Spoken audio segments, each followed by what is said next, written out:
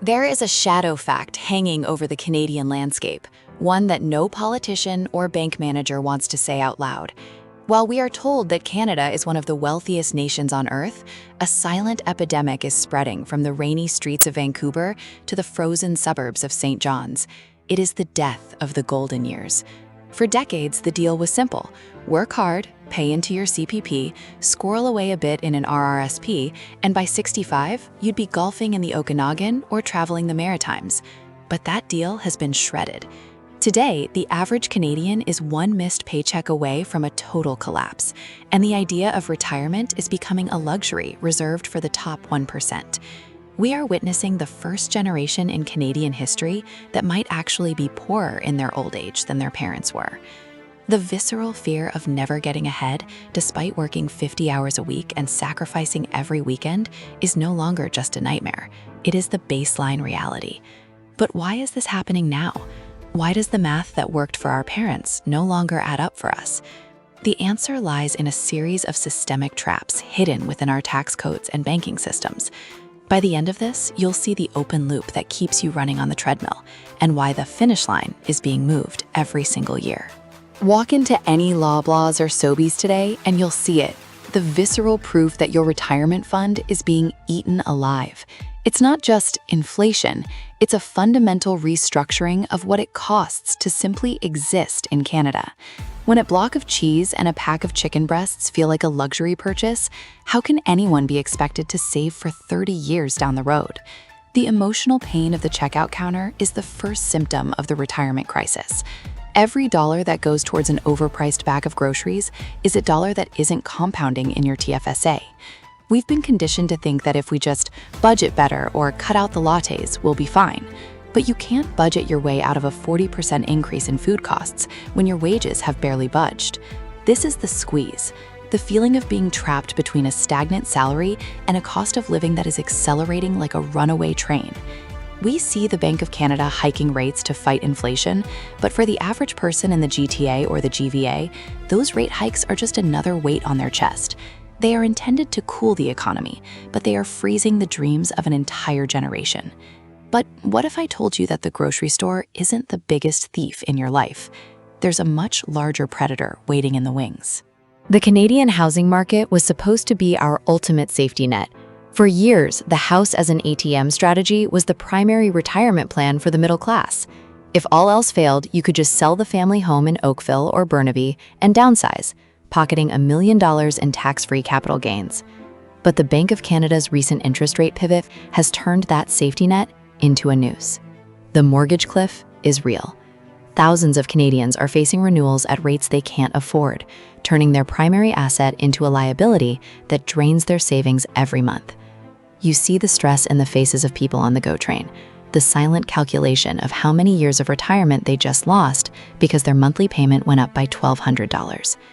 The emotional toll of realizing your home is no longer your castle, but a cage, is devastating. People are staying in jobs they hate, under bosses they despise, simply to keep the lights on in a house they can no longer afford to leave. This is the housing trap, and it creates an open loop that prevents any real wealth accumulation. But even if you own your home outright, the system has another way to ensure you never truly stop working. Have you looked at your property tax and utility bills lately? The cost of staying still is becoming as expensive as moving. Let's talk about the great Canadian pension myth. We are told that the Canada Pension Plan, or CPP, is one of the most stable and well-managed funds in the world. And while that might be true from a macroeconomic perspective, the micro-reality for the individual is stark. The maximum CPP payment for 2024 is around $1,300 a month, but almost nobody gets the maximum. The average is closer to $800. In what Canadian city can you survive on $800 a month? Not in Toronto, not in Calgary, and certainly not in Victoria. Even with old age security, or OAS, added on, you're looking at a lifestyle that is barely above the poverty line. The emotional pain of realizing that 40 years of contributions will only buy you a room in a shared basement suite is a bitter pill to swallow. The system was designed for a world where people died at 75 and a loaf of bread cost a nickel. It wasn't built for a world where we live to 95 in a hyperinflationary environment. The shadow fact here is that the CPP was never meant to be a retirement plan. It was meant to be a safety net to prevent starvation. Yet millions of Canadians are treating it as their primary source of income. This creates a massive gap between expectation and reality, a gap that is currently being filled with high-interest credit card debt.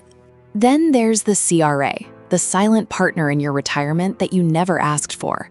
Most Canadians contribute to their RRSPs with a sense of pride, thinking they're outsmarting the taxman. But the RRSP is not a tax-saving vehicle. It is a tax deferral vehicle. It's a deal you make with the government to pay them later. And the shadow fact is that the government is betting you'll be in a higher tax bracket, or that tax rates will be higher when you retire. When you turn 71, you are forced to invert that RRSP into a RIF, and the government forces you to take money out, whether you need it or not. This tax bomb can trigger OAS clawbacks, effectively taxing you at a marginal rate that would make a billionaire weep. The visceral frustration of seeing a third of your hard-earned savings vanish into the CRA's coffers just when you need it most is a reality many discover too late. It's a loop that keeps you dependent on the system. You spent 40 years avoiding taxes only to be hit with a massive bill at the finish line. Why does the system encourage this? Because it keeps the middle class in a state of perpetual almost. You're almost rich enough to retire, almost secure enough to relax, but never quite there. And while you're worrying about taxes, the banks are busy nickel and diming what's left. Speaking of banks, let's look at the TFSA, the most misunderstood tool in the Canadian arsenal. Most people treat their tax-free savings account like a glorified rainy day fund, holding cash or low-interest GICs. This is a tragic mistake. By not using the TFSA for high-growth investments, Canadians are leaving hundreds of thousands of dollars on the table over their lifetime. But the banks don't mind. They'd rather you keep your money in their high-fee mutual funds, where they skim 2% off the top every year, regardless of performance. Over 30 years, that 2% fee can eat up nearly half of your total portfolio value. Imagine working for 30 years and giving 15 of those years' worth of growth to a bank executive in a glass tower in downtown Toronto. That is the reality for the average Canadian investor. The emotional pain of this hidden leak is quiet. You don't feel it day to day. But you'll feel it when you look at your balance at age 60 and realize you can't afford to stop working.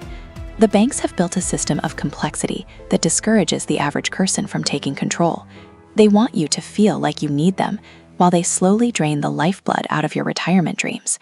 But there's an even bigger threat than the banks, and it's something we're seeing in the headlines every single day.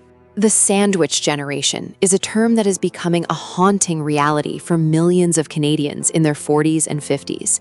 This is the visceral struggle of being squeezed from both ends, supporting adult children who can't afford to move out because of the GTA rent crisis, and caring for aging parents who didn't save enough for their own retirement.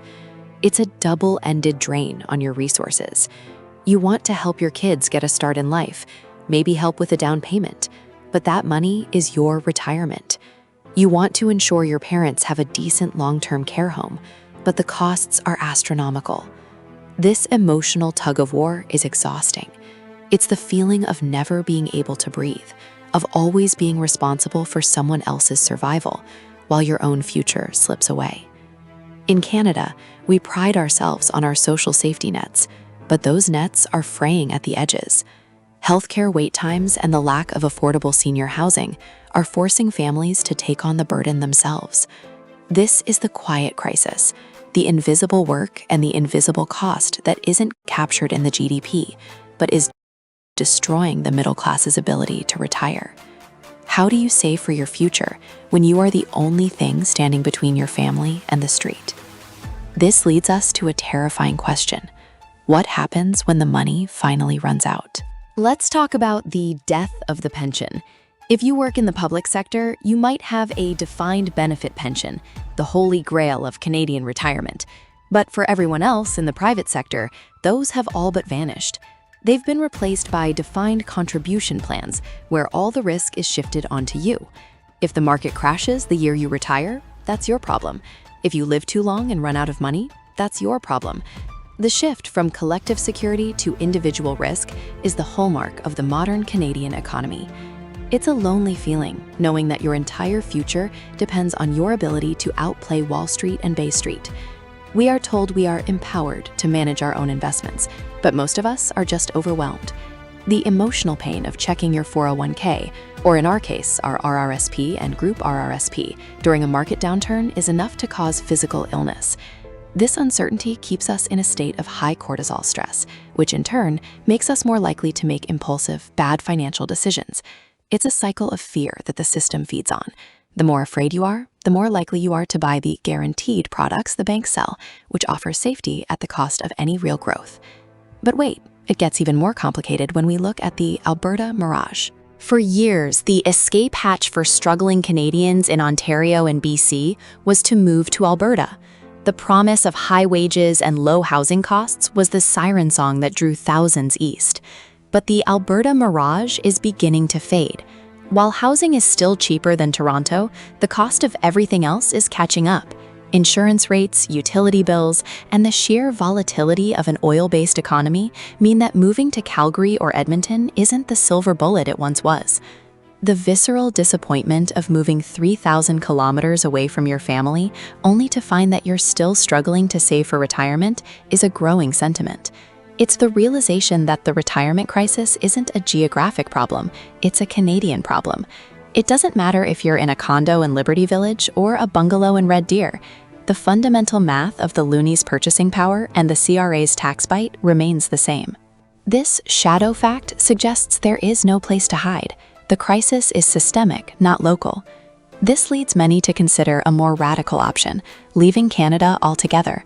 But as we'll see, that comes with its own set of departure tax traps that the CRA has carefully laid for anyone trying to take their wealth elsewhere. The departure tax is one of the CRA's most effective tools for keeping wealth within Canadian borders. If you decide that the cost of living is too high and you want to retire in Mexico or Portugal, the government treats your departure as a deemed dispossession of all your assets. In plain English, they tax you as if you sold everything the day you left. This can be a devastating blow to a retirement fund that was already on the edge. The emotional pain of feeling like a prisoner in your own country, unable to stay and too expensive to leave, is a visceral reality for many snowbirds who find their dreams of a warm retirement evaporating. It's another open loop in the system. You're encouraged to build wealth, but penalized if you try to take it to a place where it might actually buy you a decent life. This brings us back to the core of the problem, the disappearing middle class. In Canada, we are seeing a K-shaped recovery, where those with assets are getting richer through asset inflation, while those who work for a living are being squeezed by price inflation. If you don't already own a portfolio of rental properties or a massive stock account, the path to a comfortable retirement is being blocked by a wall of regulation and rising costs. Let's look at the inflation thief. We often think of inflation as a general rise in prices, but it's more accurate to think of it as a devaluation of your labor.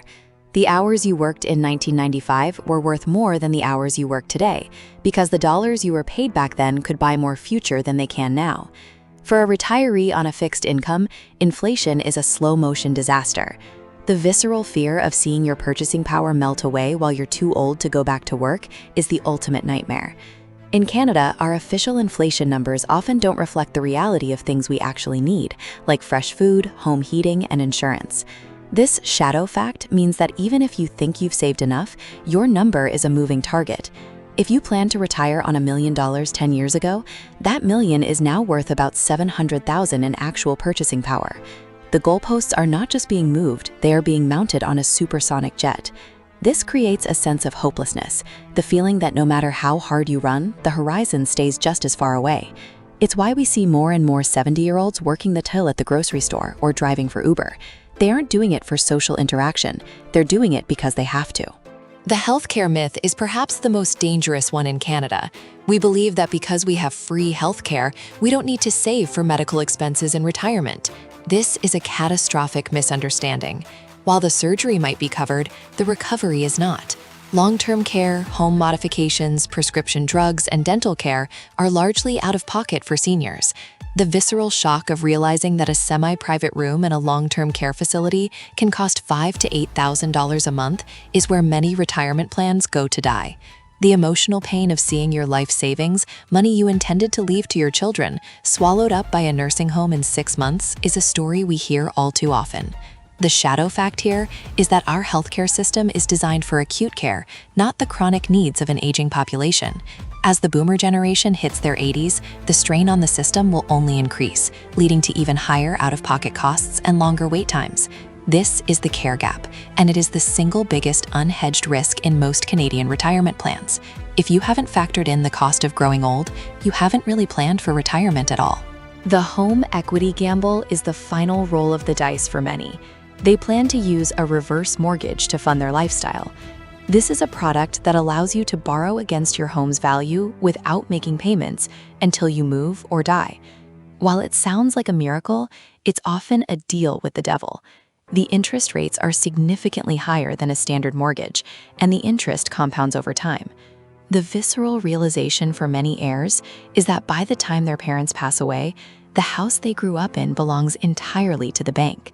The shadow fact of reverse mortgages is that they are a one-way street. Once you start, it's almost impossible to stop. It's a tool that allows the banks to capture the last remaining bastion of middle-class wealth, the family home. This is the ultimate endgame of the retirement crisis, the total transfer of generational wealth from families to financial institutions. It leaves the next generation with nothing, forcing them deeper into the same cycle of debt and desperation. The loop closes, and the struggle begins anew for the children. But is there a way out? Is there a way to break this cycle before it consumes your future? The answer requires a radical shift in how we view this system itself. To understand the way out, we have to look at the shadow fact of the Canadian economy. We are a country of monopolies and oligopolies. From telecom and banking to groceries and airlines, a handful of companies control almost everything. This is why our costs are higher than almost anywhere else. The visceral frustration you feel when you see your phone bill or your internet bill isn't just bad luck, it's a feature of the system. To survive and retire in Canada, you have to stop being a victim of these oligopolies and start being a beneficiary. This means shifting from a consumer mindset to an owner mindset. If you can't beat Loblaws, you have to own Loblaws. If you can't beat the banks, you have to own the banks through their stocks and dividends. This is the only way to hedge against the rising costs of living in this country. But most Canadians are too busy trying to survive the week to think about long-term ownership. The emotional drain of the survival mode is the system's greatest defense. It keeps you too tired to innovate and too scared to take risks. But breaking the loop requires exactly that, a refusal to play the game by the old rules. It requires acknowledging that Freedom 55 was a marketing slogan, not a financial reality, and that a new path must be forged. The tax-efficient exit is the strategy that the wealthy use, but it's rarely discussed in mainstream finance. It involves understanding the difference between earned income and investment income. The CRA taxes the sweat of your brow much more heavily than the growth of your capital. By structuring your life to live off dividends and capital gains rather than a salary, you can drastically reduce your tax bite, even in a high-tax country like Canada. But this requires a level of planning that most people aren't taught in school. The visceral aha moment comes when you realize that the person making $60,000 in dividends pays almost no tax in many provinces, while the person working 40 hours a week for $60,000 pays thousands. The unfairness of the system is the very thing you must learn to navigate. The shadow fact is that the tax code is written for people who own things, not people who do things. If you want to retire, you have to cross that bridge. You have to move from the doing side to the owning side. This transition is difficult, and it requires sacrifice in the short term, sacrificing the new truck, the bigger house, or the expensive vacation to buy your freedom in the long term. It's a bitter pill, but the alternative is a lifetime of servitude to the golden years myth. Let's talk about the mental health of retirement. There is a visceral pain in the loss of identity that comes with aging in a society that only values productivity. For many Canadians, their job isn't just how they make money, it's who they are. When the realization hits that you can't afford to retire, it's not just a financial blow, it's a psychological one. It feels like failure. You see it in the eyes of the hidden homeless seniors, those who are living in their cars or couch surfing because their pension doesn't cover rent. This is the most heartbreaking part of the Canadian retirement crisis. We are a country that prides itself on kindness, yet we allow our elders to fall into poverty after a lifetime of contribution. This fear of being discarded is what keeps people working until they drop. The open loop here is the lack of community. In the past, families lived together and supported each other. Now, we are isolated in our individual struggles. Breaking the retirement crisis might actually require a return to these older ways: multi-generational living, shared resources, and a rejection of the individualist trap that the banks have sold us. Because if the system is designed to bankrupt you as an individual, your only hope is to act as a collective. The shadow fact about Canadian debt is that it's not just about mortgages. We have the highest household debt to GDP ratio in the G7. We are a nation built on credit. The visceral feeling of living on the edge is actually the engine of our economy. The banks need you to be in debt because your interest payments are their profits. This is why credit is so easy to get and so hard to pay off. When you carry a balance on a credit card at 21% interest, you are essentially working for the banks for free 1 day a week. That is 1 day a week that could have been spent building your retirement. The emotional pain of seeing your balance barely move after a minimum payment is a trap designed to keep you in the workforce for as long as possible. To retire in Canada, you must become debt-free and dangerous. You have to treat debt like a life-threatening infection. Every cent of interest you pay is a theft from your future self. This requires a level of discipline that is increasingly rare in our buy now, pay later culture, but it is the only way to reclaim your time. Your time is the most valuable asset you have, and the retirement crisis is ultimately a time crisis. We must also address the immigration paradox. Canada relies on high levels of immigration to keep the economy growing and to fund the CPP for current retirees. However, this massive influx of people also puts immense pressure on housing and healthcare, driving up the very costs that make retirement impossible for the middle class. The visceral tension in our cities is palpable. It's not about the people, it's about a system that is trying to solve a demographic crisis by creating an affordability crisis. The shadow fact is that the government is in a bind. They need more workers to pay for the aging boomers, but those workers can't afford to live here. This creates a feedback loop of rising rents and falling standards of living. For someone planning their retirement, this means you cannot count on the status quo remaining the same. The Canada of 2040 will look nothing like the Canada of 2010. You have to build a weather-proof retirement plan that can survive a country in deep transition. This means diversifying your assets outside of just Canadian real estate and the TSX. It means thinking globally while living locally. The world is changing, and the Canadian safe haven is being tested like never before. Let's dive into the retail investment trap. Many Canadians, feeling the squeeze, turn to get-rich-quick schemes, whether it's speculative tech stocks, crypto, or overly leveraged real estate flips. The visceral allure of making it all back in one lucky trade is powerful when you're behind on your savings. But this is where the retirement crisis turns into a retirement catastrophe. The shadow fact is that the house always wins. Wall Street and Bay Street are designed to harvest a dumb money of retail investors who are acting out of desperation. The emotional pain of losing half your life savings in a week because you took a tip from a YouTube guru or a Reddit thread is a trauma that many never recover from. Real retirement wealth is built through the boring middle, the consistent, disciplined purchase of productive assets over decades. But boring doesn't pay the bills when your rent just went up by $500. This is the desperation loop. The more behind you are, the more risk you take, then the more likely you are to lose everything. Breaking this loop requires a cold, hard look in the mirror and a commitment to the long game, even when the short game is screaming for your attention. What about the great wealth transfer?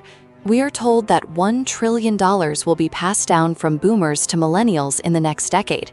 For many, this is their only retirement plan. I'll just wait for the inheritance. But this is a dangerous gamble. Between the cost of long-term care, the home equity drain we discussed, and the fact that people are living longer than ever, that $1 trillion might be a lot smaller by the time it reaches the next generation. The visceral disappointment of realizing your inheritance has been spent on nursing home bills is a looming reality for millions. You cannot build a future on the ghost of someone else's past. The shadow fact is that the government is also looking at that wealth transfer with hungry eyes, considering new capital gains taxes or even inheritance taxes to plug their own budget deficits. Relying on an inheritance is like trying to catch a falling knife. You're more likely to get hurt than to get lucky. You must be the architect of your own salvation. This means taking control of your financial education today, not waiting for a windfall that may never come. The power to change your trajectory exists, but it requires you to stop waiting for a savior. So, what is the shadow fact that changes everything? It's this: the system isn't broken, it's working exactly as intended. It is designed to keep you productive, in debt, and consuming until the very end. But once you see the bars of the cage, you can start to find the lock. The visceral shift from victim to strategist is where your new life begins. You start by aggressively optimizing your tax situation, using the TFSA for growth and the RRSP for strategic deferral. You reject the consumerist pressure of the Canadian middle class and live below your means, not out of poverty, but out of a desire for freedom.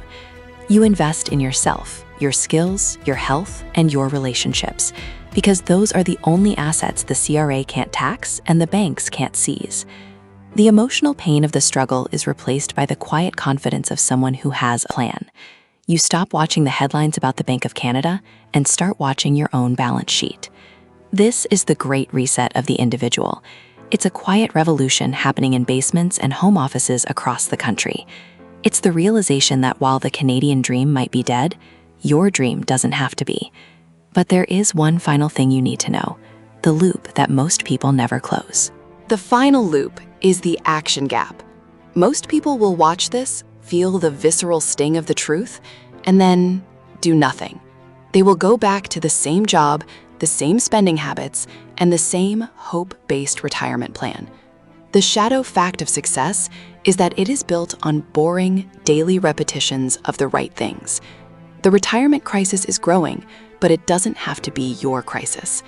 You close the loop by taking the first step today, whether that's moving your TFSA out of a high-fee mutual fund, sitting down to calculate your actual survival number, or finally cutting the cord on a lifestyle you can't afford. The road ahead for Canada is uncertain, but your path can be clear. Don't let the golden years myth steal your present peace. Reclaim your future by owning your present. The middle class might be disappearing, but you are more than your class. You are the master of your own fate. If you found this deep dive helpful, subscribe and join our community of Canadians who are refusing to be victims of the system. We're decoding the rules of the game, one scene at a time. Your retirement starts now, not at 65.